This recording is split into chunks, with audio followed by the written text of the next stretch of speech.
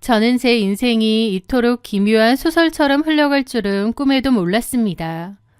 평범한 직장인이었던 제게 4년 전의 그날 밤은 마치 운명처럼 다가왔죠. 아니, 운명의 탈을 쓴 거대한 함정이었다는 걸 그때는 미처 알지 못했습니다.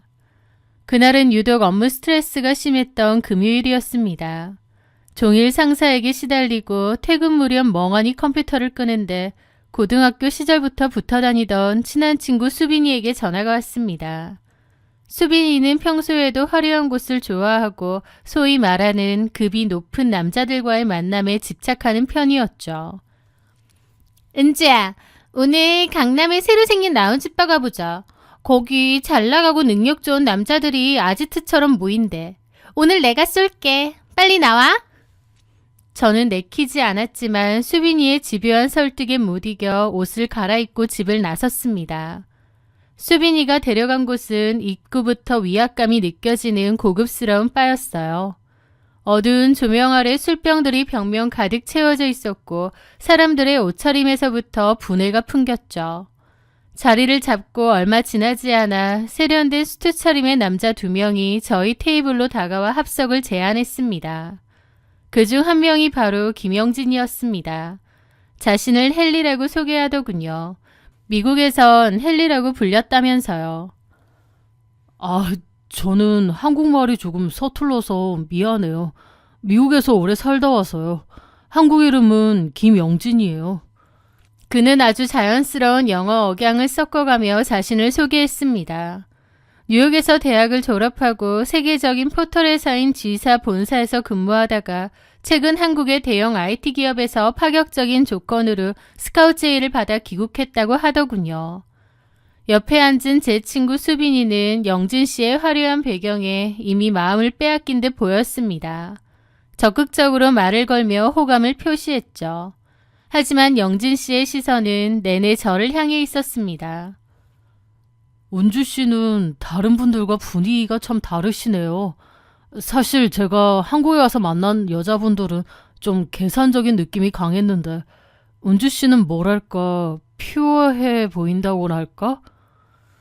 사실 저도 그 남자가 싫지 않았습니다. 훤칠한 외모에 매너 있는 태도, 그리고 어설프지만 귀여운 교포 발음까지. 그는 제가 그동안 만나온 평범한 남자들과는 확실히 다른 느낌을 풍겼죠. 그날 연락처를 교환했고 그 후 저희는 급격히 가까워졌습니다. 데이트 때마다 그 남자는 고가의 외제차를 타고 나타났습니다. 저는 특히 그의 어설픈 한국어 발음이 귀엽게 느껴졌습니다. 가끔 단어가 생각나지 않는 듯 미간을 찌푸리며 영어를 섞어 쓰는 모습까지도 말이죠.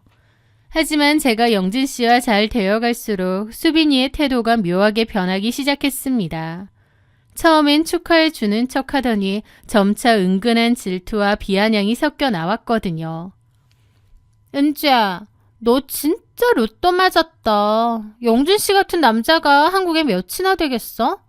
근데 너무 믿지는 마. 잘 나가는 교포들 바람기 장난 아니래. 수빈아, 영진 씨 그런 사람 아니야. 얼마나 다정한데. 벌써 편들긴. 하여튼 부럽네. 돈도 많아 보이고 능력 있고. 넌 이제 고생 끝났다. 저희는 연애 5개월 만에 결혼 이야기가 오갔습니다. 영진 씨는 부모님이 미국 일리노이주에서 큰 부동산 사업을 하시기 때문에 한국에 자주 오실 수 없다고 했어요. 은주 씨 미안해요. 우리 부모님은 비즈니스 때문에 미국을 비우기가 힘들어요. 결혼식 날에만 잠시 입국하실 거예요. 한국 생활은 우리끼리 잘 꾸려가면 돼요. 저희 부모님은 조금 서운해하셨지만 워낙 조건이 좋은 사윗감이라 크게 문제 삼지 않으셨습니다.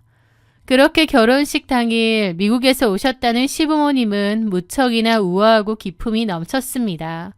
게다가 저를 따뜻하게 안아주시며 축복해 주셨죠.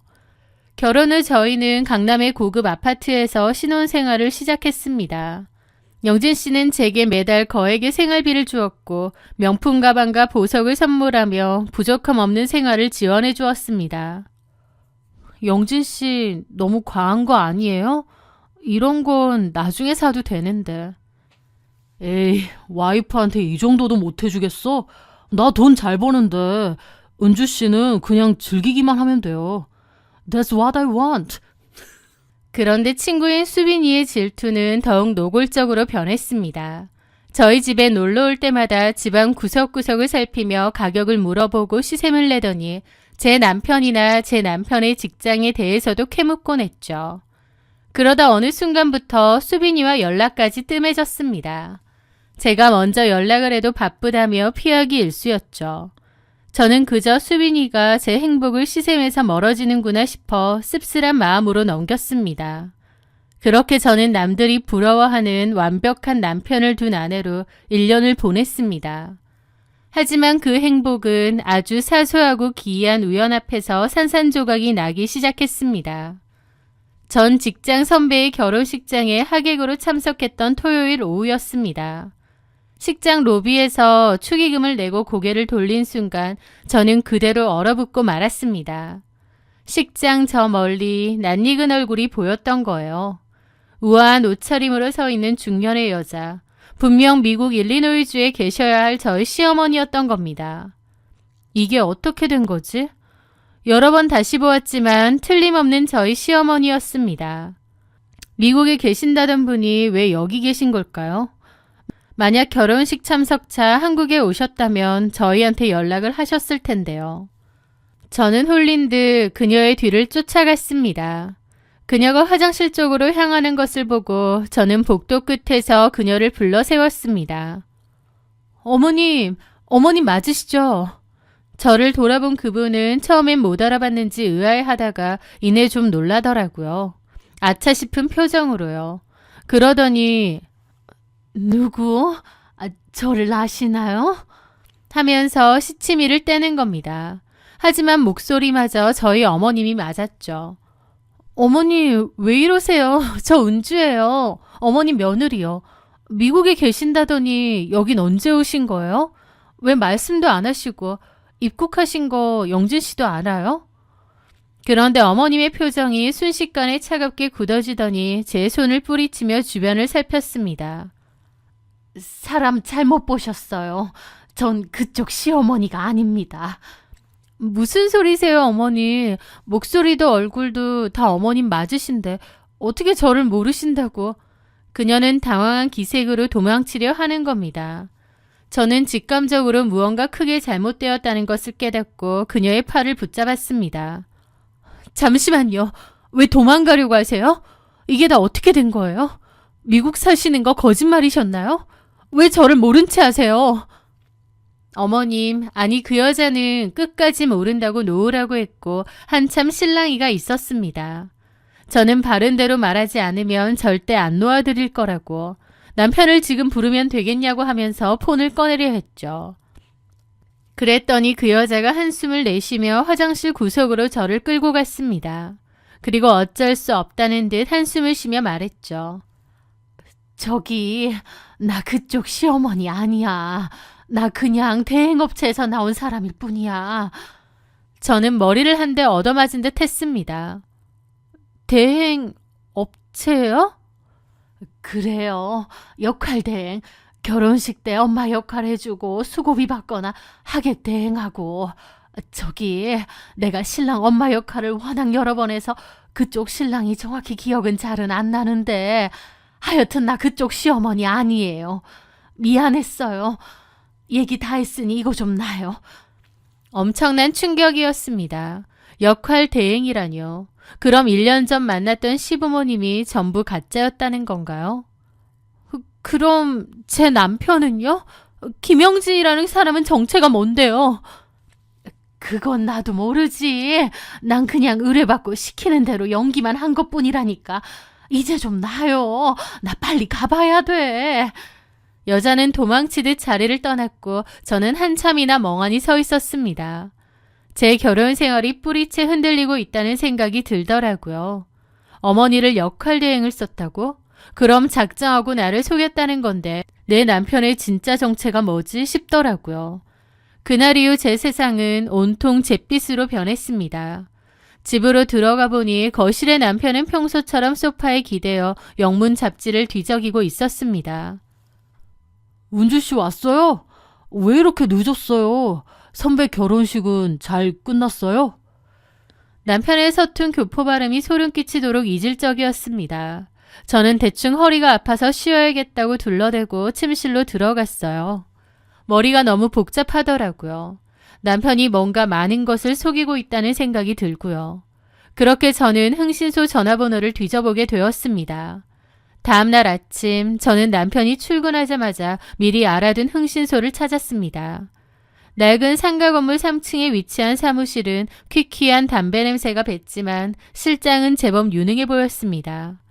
저는 남편의 사진과 인적사항 그리고 겪은 일을 털어놓았습니다. 전부 다 알아봐 주세요. 이 남자의 진짜 이름, 직업, 가족관계, 그리고 지금 쓰고 있는 돈의 출처까지요. 하나도 빠짐없이요. 실장은 흥미롭다는 듯 사진을 들여다보더니 일주일에서 보름 정도의 시간을 달라고 했습니다. 그 시간은 제 인생에서 가장 긴 시간이었습니다. 그러던 의뢰를 하고도 5일째 되는 날 오후 실장에게서 전화가 왔습니다. 목소리가 예사롭지 않더군요. 박은주 씨, 마음 단단히 먹고 사무실로 오시는 게 좋겠습니다. 남편분 실체도 실체지만 일단 더 충격적인 게 있거든요.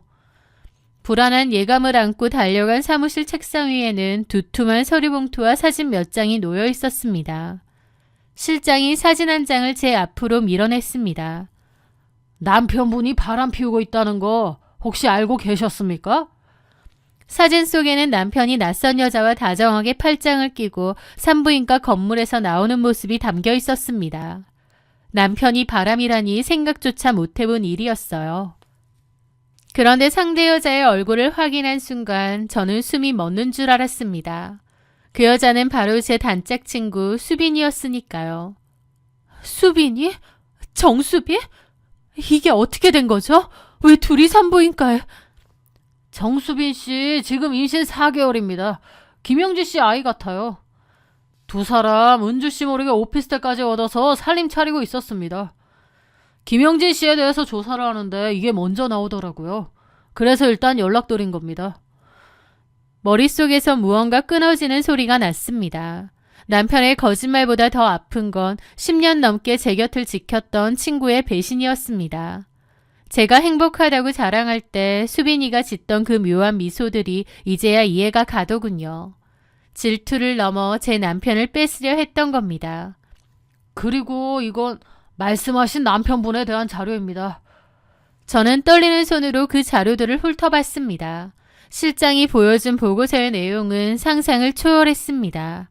제 남편 김영진, 그 이름은 본명이 맞더군요. 하지만 헨리라는 사람은 애초에 존재하지 않았습니다. 남편이 만들어낸 사람이었죠. 김영진은 미국 유명 대학 졸업한 교포는커녕 미국 땅 한번 밟아본 적 없는 데다 고졸 출신이었으니까요. 그리고 더 충격적인 건 그의 수입원이었습니다. 남편은 포털 사이트에 일하는 유능한 개발자가 아니라 불법 도박 사이트를 운영하는 조직의 유인책이었던 거예요. 사람들에게 도박 사이트를 알선해주고 수수료를 챙기는 명백한 범죄 가담자였던 거죠.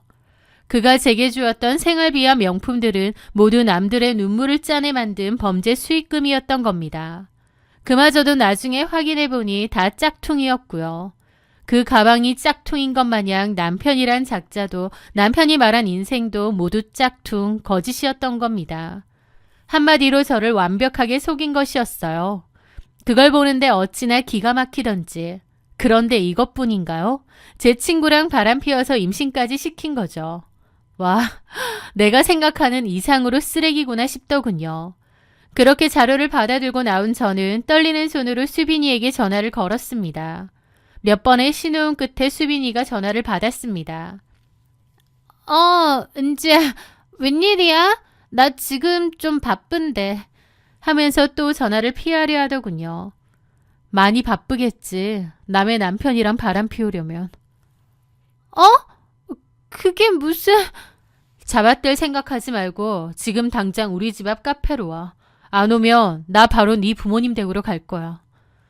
한동안 정적이 흐르더니 수빈이가 차분한 목소리로 대답했습니다. 그래, 어차피 언젠가는 말해야 했으니까 금방 갈게. 잠시 후 카페에서 마주 앉은 수빈이는 미안한 기색도 없었습니다. 오히려 당당하게 배를 만지며 저를 쳐다보더군요. 미안해, 은주야. 근데 나 영진 씨 정말 사랑해. 영진 씨도 나 없으면 못 살겠대. 사실 너랑 헤어지겠다고 결심했어, 영진 씨도. 너한테 조만간 얘기하겠다고 했어. 내 남편도 그러겠다고 했다고? 사실 나 처음부터 영진 씨 좋아했었어. 너도 눈치는 챘을 거야. 이렇게 된 거 이제라도 제자리 찾은 게 아닌가 싶어. 그리고 나 임신했어. 네가 그냥 양보해주면 안 될까? 우리 아이를 생각해서라도. 기가 막혔습니다. 남의 남편을 가로채고는 뱃속 아이를 무기로 양보를 논하는 그 뻔뻔함에 치가 떨리더군요. 잠시 후 남편이 들어왔습니다. 수빈이가 남편을 부른 모양이었어요. 남편은 잠시 망설이더니 수빈이 옆에 앉더라고요. 이미 알고 있더라. 나도 다 얘기했어. 우리 애기도. 남편은 제 눈치를 보며 한숨을 쉬더라고요. 그러더니 미안해. 너한테 이럴 생각은 아니었는데. 수빈이가 제 남편 손을 잡는 겁니다. 남편도 뿌리치지 않고 가만히 있더라고요. 그걸 보는데 어이가 없어서 코웃음만 나는 겁니다. 둘이 참 잘 어울리네. 애까지 가지고 둘이 그렇게 사랑한다니 내가 비켜줘야지 별 수 있어? 제가 생각보다 쿨하게 나오자 수빈이도 남편도 당황하더라고요. 대신 위자료 소송 들어갈 거야. 그 정도는 각오했겠지. 네 뱃속의 애가 증거니까. 저는 그렇게 자리를 털고 일어났습니다. 수빈이가 저를 붙잡으려 했지만 저는 뿌리치고 나왔죠. 사실 흥신소에서 자료를 받았을 때 저는 더 이상 남편과의 결혼 생활을 유지할 마음이 없었습니다. 모든 것이 다 거짓인 남자였고 모든 걸 다 속인 사기꾼 같은 사람인데 뭘 믿고 이 결혼 생활을 유지하겠나요? 거기에 수빈이랑 바람까지. 차라리 이렇게 떨궈내는 게 낫겠다 싶었어요. 하지만 배신당했다는 아픔에 눈물이 나고 괴롭더라고요. 다음날 수빈이에게서 전화가 왔습니다. 은주야, 소송만은 하지 말아줘. 대신 내가 모아둔 돈이랑 부모님한테 받은 돈 합쳐서 6천만 원 줄게. 영진 씨 위자료까지 합쳐서 그렇게 받고 정리하자. 응? 지랄하지 마. 그냥 위자료 소송만 해도 각각 3천이야. 근데 6천이면 당연히 내가 받아야 될 돈인데 그게 합의가 되겠니? 너는 머리가 그렇게 나쁘니? 잠깐만. 그럼 내가 수빈 씨한테 얘기해서 2천만 원 더 줄게. 8천. 그럼 소송에서 받는 위자료보단 더 크잖아. 너네 결혼 생활도 오래 안 됐고 애도 없고. 제발 소송만 취하해주면 안 돼? 나 곧 애엄마 되는데. 우리 친구였잖아. 2천만 원 말고 3천 더해. 9천만 원. 그러면 소송 취하하고 바로 이혼해 줄게. 저는 그렇게 그냥 던졌습니다. 그러자 수빈이는 냉큼 알겠다고 하더군요. 사실 남편의 모든 정체가 거짓이라는 것을 알았을 때 어차피 이혼할 거였는데 차라리 돈이라도 제대로 챙기자 싶더라고요. 그렇게 수빈이는 저에게 9천을 합의금으로 주었고 저는 바로 이혼 도장을 찍어주었습니다. 합의금을 건네받는 날 저는 마지막으로 수빈이에게 물었습니다. 수빈아, 친구 배신하고 남의 남편 뺏을 만큼 저 남자가 그렇게 좋았니? 뭐가 그렇게 좋았어? 수빈이는 승리자라도 된 양 희미하게 미소를 지으며 대답했습니다. 돈 많고 잘생기고 능력 좋고 무엇보다 내가 예전부터 능력 있는 교포 남자가 이상형이었잖아. 난 후회 안 해. 그 대답을 듣는 순간 제 입가에 쓴웃음이 번졌습니다. 그래, 후회하지 마. 너네 잘 어울려. 너는 그런 이유로 그 인간이 좋았구나. 나는 반대로 바로 그 이유들 때문에 헤어지는 건데. 뭐라고? 내가 영진 씨랑 만나서 이혼하는 거잖아. 그 이유가 전부는 아니야. 어쨌든 잘 먹고 잘 살아라. 진심이야. 수빈이는 제 말의 의미를 이해하지 못한 듯 고개를 갸웃거렸습니다. 저는 차갑게 돌아섰습니다. 그리고 앞으로 다시는 살면서 보지 말자. 우린 이제 더 이상 친구 아니니까. 저는 그렇게 두 사람을 제 인생에서 도려냈습니다. 이혼 서류가 모두 처리가 되고 법원을 나서던 날 하늘은 지독하게 맑았습니다. 제 인생을 송두리째 기만했던 그 남자도 10년 지기 친구의 가증스러운 눈물도 이제는 상관없는 일이 되었죠. 수빈이는 제가 준 마지막 경고의 의미를 전혀 깨닫지 못한 듯 했습니다. 그녀는 제 전남편이 준 가짜 다이아몬드 반지를 끼고 SNS에 행복을 과시하기 바빴습니다. 저는 그들에게 받아낸 합의금과 위자료로 한 달간 유럽 여행을 다녀왔습니다. 낯선 공기와 풍경 속에서 제 지난 기억들을 훌훌 털어버리고 새로 살아갈 힘을 얻었죠. 가끔 들여다본 수빈이의 SNS 속 전남편은 여전히 헨리라는 이름으로 살고 있더군요. 그래, 너희 둘은 정말 완벽한 짝이야. 서로의 거짓말을 먹고 사는 괴물들끼리 잘 먹고 잘 살아라. 그렇게 한국으로 돌아온 저는 다시 직장에 복직했고 성실하게 제 일상을 가꿔 나갔습니다. 1년이라는 시간은 생각보다 빠르게 흘렀고 제 기억 속에서 그들의 이름은 점차 흐릿한 안개처럼 지워져 갔습니다. 그러던 어느 날 오후였습니다. 사무실에서 점심을 먹고 잠시 인터넷 뉴스를 훑어보던 제 눈에 낯익은 얼굴이 담긴 사회명 기사가 들어왔습니다. 단독 해외 서버 기반 500억대 불법 도박 사이트 운영진 검거. 기사 본문에는 모자이크 처리가 되었지만 경찰에 압송되는 유인책들의 사진이 실려 있었습니다. 화려한 명품 수트를 입고 고급바를 전전하며 호구들을 유인했던 김모 씨, 34세. 사진 속 남자는 딱 봐도 김영진이더군요. 기사를 더 자세히 읽어보니 상황은 더욱 처참했습니다. 그의 아내인 정모 씨 또한 남편의 범죄 사실을 묵인하고 범죄 수익금을 함께 호화 생활에 탕진한 혐의로 참고인 조사를 받고 있다는 내용이었습니다. 얼마 뒤 수빈이와 연락이 닿는 동창을 통해 뒷이야기를 듣게 되었습니다. 수빈이는 어린아이를 업고 경찰서에 조사받으러 오다닌다고 하더라고요. 결국 전 남편은 실형을 선고받고 구속되었고 수빈이는 아이와 함께 친정집에서 지낸다고 했습니다. 그녀가 그렇게 원하던 돈 많고 잘생긴 교포 남편의 실체는 교도소 담장 안의 죄수복으로 끝이 난 거죠. 가끔 생각합니다. 만약 그날 식장에서 하객알바를 하던 가짜 시어머니를 마주치지 않았더라면 어땠을까? 아마 저 역시 그 추악한 범죄의 소용돌이 속에서 함께 파멸해 갔을지도 모릅니다. 하지만 저는 운 좋게 안개 속을 빠져나왔고 남의 행복을 훔쳐가려 했던 수빈이는 스스로 그 안개 속으로 걸어 들어갔습니다. 조건만을 쫓아 친구를 배신하고 선택한 그녀의 이상형이 결국 그녀의 인생을 가장 처참하게 망가뜨린 셈이죠. 저는 이제 더 이상 화려한 바에 가지 않습니다. 금요일 퇴근길 집 앞 조용한 카페에서 마시는 따뜻한 커피 한 잔이 주는 평온함이 얼마나 값진 것인지 잘 알기 때문입니다. 거짓으로 쌓아올린 성은 화려할진 몰라도 결국 무너지기 마련인 것 같아요. 이제 저는 제 힘으로 제 삶을 읽어내며 하루하루 열심히 살아가려 합니다. 제 사연 들어주셔서 감사합니다.